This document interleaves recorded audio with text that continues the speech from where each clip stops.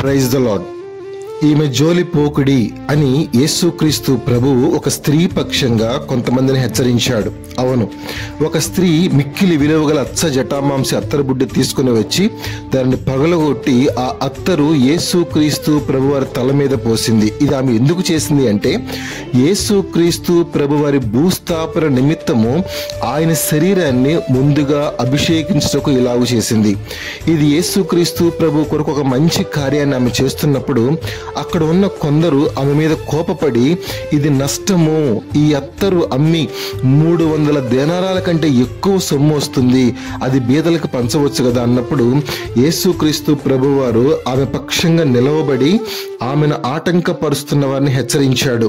ఈ మాటలు వింటున్న ప్రియ సహోదరుడా సహోదరి, నీవు దేవుని కొరకు ఒక మంచి కార్యం తలపెడితే, దేవుని చిత్తానుసారముగా దేవుని వాక్యానుసారముగా నువ్వు ఒక మంచి కార్యాన్ని చేయదలుచుకున్నప్పుడు నిశ్చయముగా నీ మీద కోప్పడే వాళ్ళు ఉంటారు. అయితే యేసుక్రీస్తు ప్రభువు నీ పక్షంగా వాదిస్తాడు, నీకు ఆశ్రయముగా ఉంటాడు, ఎవరిని కూడా నిన్ను తొందర పెట్టనివ్వడు. అంత మాత్రమే కాదు, ఎవరైనా సరే నీ జోలికి వస్తే యేసుక్రీస్తు ప్రభు వారు వెంటనే వారి జోలికి వెళ్తాడు. వారు నీ ఇంటి వారు కావచ్చు, రక్త సంబంధికులు కావచ్చు, బంధుమిత్రులు కావచ్చు, స్నేహితులు కావచ్చు, ఎవరైనా సరే నీ పక్షంగా యేసుక్రీస్తు ప్రభు వాళ్ళని ఎదిరిస్తాడు.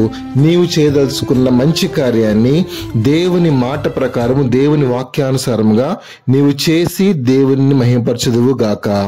ఆమేన్.